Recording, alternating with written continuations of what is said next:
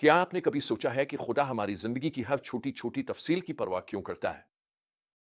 आज हम बाइबल के एक दिलचस्प हिस्से को तलाश करने जा रहे हैं जो खुदा के दिल को उसके लोगों के लिए इस तरह जाहिर करता है जिसकी आप तवक्को नहीं कर सकते हैं।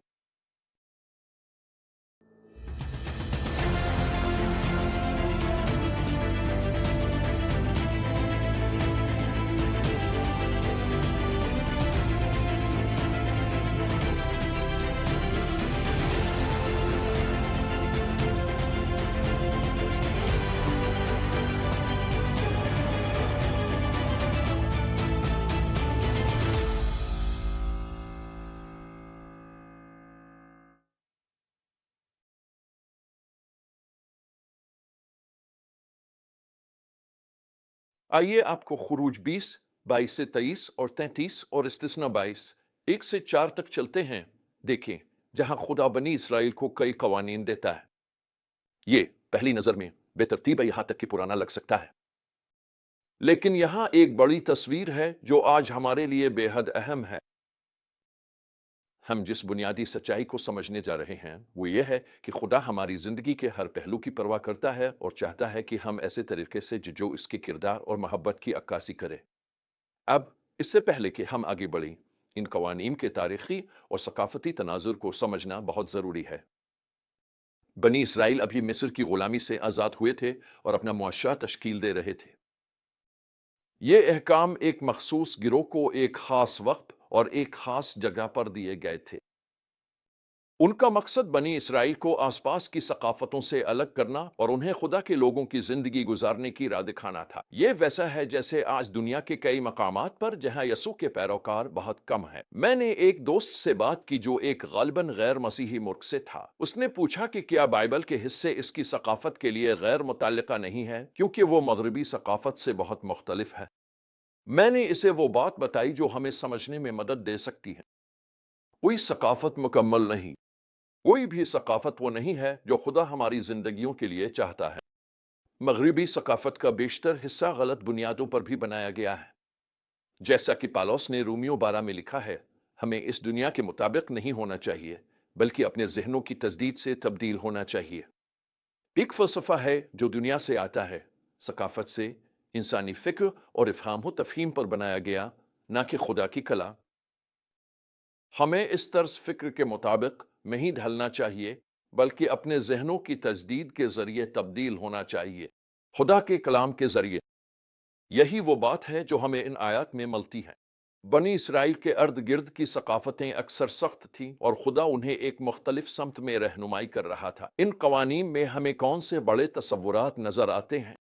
सबसे पहले और सबसे अहम, हम देखते हैं कि खुदा को जिंदगी के हर पहलू की फिक्र है, इबादत के तरीकों से लेकर समाजी ताल्लुकात तक, माशी मामलात से लेकर जानवरों की देखभाल तक। खुदा इस सब के लिए हिदायत देता है। ये इसी तरह है जैसे यसू ने अपने शागिर्दों से कहा था कि खुदा हमारे सर के हर बाल को जानता है, वो हमारी जिंदगी की तफसीलात की परवाह करता है।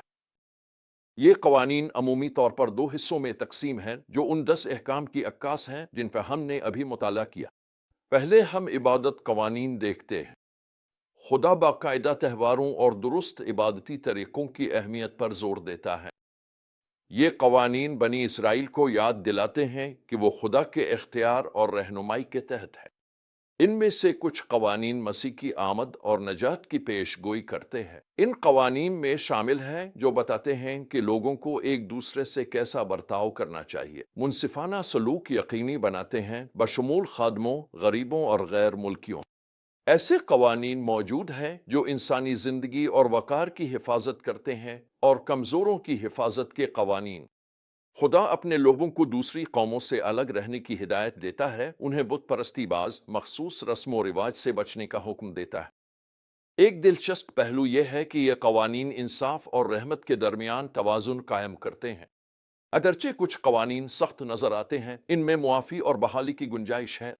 हम देखते हैं कि खुदा वसाइल के जिम्मेदाराना इंतज़ाम की फिक्र करता है और चाहता है कि इसके लोग अच्छे मुंतजिम बने। अब मैं जानता हूं कि इनमें से कुछ कवानीन हमारी जदीद हसासियत के लिहाज से सख्त अजीब लग सकते हैं, یاد رہے اپنے تاریخی تناظر میں ان میں سے بہت سے قوانین ان کے آس پاس کی ثقافتوں کے مقابلے میں زیادہ ہمدرد تھے۔ خدا اپنے لوگوں کو ایک اعلیٰ معیار کی طرف بلا رہا تھا تاکہ وہ اپنے ارد گرد کی دنیا سے مختلف ہوں۔ تو آج ہم ان قوانین سے کیا سیکھ سکتے ہیں؟ خدا ہماری زندگی کے ہر پہلو کی پرواہ کرتا ہے۔ کوئی بھی چیز اس کی توجہ سے باہر نہیں ہے، اور ہماری خدا کی عبادت کا اثر اس بات پر ہونا چاہیے کہ ہم دوسروں کے ساتھ پیش آتے ہیں۔ پھر یاد رکھیں خدا ہمیں ارد گرد کی دنیا سے مختلف ہونے کے لیے بلاتا ہے تاکہ ہم اپنی زندگی میں اس کے کردار کی عکاسی کریں، اور ہمیں انصاف کے بارے میں فکر مند ہونا چاہیے اپنی سوسائٹی کے کمزور افراد کے لیے۔ خدا کے معیار انسانی معیار سے بلند ہے۔ ہمیں اس کی مدد کی ضرورت ہے ویسے جی سکیں جیسے وہ ہمیں بلاتا ہے۔ آخر میں آپ سے پوچھنا چاہتا ہوں، یہ جان کر کہ خدا آپ کی زندگی کی ہر تفصیل کی پرواہ کرتا ہے، آپ کا نقطہ نظر کیسے بدلتا ہے؟ کیا ایسی کوئی چیز ہے جہاں خدا آپ کو اپنے ارد گرد کی ثقافت سے مختلف طریقے سے جینے کے لیے بلا رہا ہو؟ یاد رکھیں اگرچہ ہم ان قوانین کی مخصوص ثقافتی تطبیقات کے پابند نہیں ہیں، لیکن ان کے پیچھے موجود اصول و خدا سے محبت اور دوسروں سے محبت ہمیشہ قائم رہنے والے ہیں۔ آئیے خدا سے دعا کریں کہ وہ ہمیں ان اصولوں کو اپنی روزمرہ کی زندگی میں اپنانے میں مدد دے، اپنی دنیا میں نمک اور روشنی بننا، بالکل ویسے ہی جیسے اس نے بنی اسرائیل کو ان کی دنیا میں بلایا تھا۔